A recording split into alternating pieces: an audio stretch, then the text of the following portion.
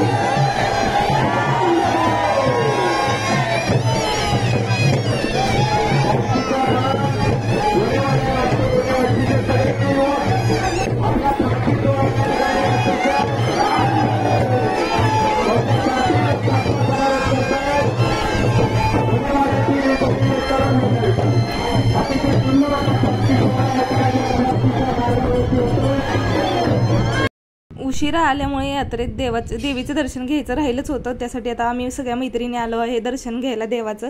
आणि इथं आजी विचारत होते नारळ कुठं फोडू म्हणून. त्यांना सांगितलं खाली फोडायचं आहे म्हणून. आणि नंतर आम्ही चाललो आता दर्शनासाठी. चला तुम्ही पण या दर्शनाला. आणि छानपैकी देवाचं दर्शन झालं, कारण सगळे सकाळी सकाळी येऊन दर्शन घेऊन आता सगळे पालखीसाठी मंदिरात गेलेले होते. तर आता सगळे येत होते, जेवढे सकाळी येऊन गेले नव्हते दर्शनाला तेवढे. आणि आम्ही पण छान दर्शन घेतलं देवाचं, सगळ्या मैत्रिणींनी वगैरे मिळून देवाचं दर्शन वगैरे घेतलं. आणि आता आम्ही जाणार यात्रेमध्ये फिरायला. आणि सगळे एकत्र आले का ही भरपूर मजा येते. सगळं खायला वगैरे भेटतं एकमेकींना. कोण काय देतं, ज्यूस देतं, कोण रस देतं, कोण वडापाव देतं, असं आम्ही प्रत्येक मैत्रिणी करतो. आणि एक देवीचं दर्शन घ्यायचं राहिलं होतं, तिकडे जात होते. तर यात्रेत बघा किती पाळणे वगैरे आले होते, लहान मुलांना खेळण्यासाठी भरपूर गोष्टी आलेल्या होत्या. आणि लहान मुलांचं यात्रेमध्ये म्हणलं की ह्याच्यामध्येच खूप खुश होते, त्यांना खेळायला वगैरे भेटलं की. आणि माऊ पण आली होती, मी शेवटी तुम्हाला तिचा दाखवेन एक व्हिडिओ छोटासा. आणि आता आम्ही सगळे मैत्रिणी देवाचे दर्शन घ्यायला चाललो आहे. दर्शन घेऊन आम्ही परत आता यात्रेत येणार आणि मस्तपैकी गोळा वगैरे खाणार आहे आता आम्ही. काय म्हणलं की हीच मजा, सगळ्यांनी एकत्र यायचं, खायचं पियचं आणि भरपूर सारा वेळ घालवायचा सोबत. आणि माऊचे बाबा काही आले नव्हते, त्यामुळं माऊ त्यांच्यासोबतच थांबलेली होती. आणि तिची मोठी दिदी होती आंध्रा दिदी, तर तिच्यासोबत ती यात्रेत यायची आणि पटकन येऊन जात पण होती, त्यामुळे तिचं काही टेन्शन नव्हतं. आणि माझ्या गावची यात्रा तुम्हाला कशी वाटली कमेंट करून नक्की सांगा. आणि लाईक करा, शेअर करा, सबस्क्राईब करा माझ्या चॅनलला. बाय बाय, भेटू नेक्स्ट व्लॉगमध्ये.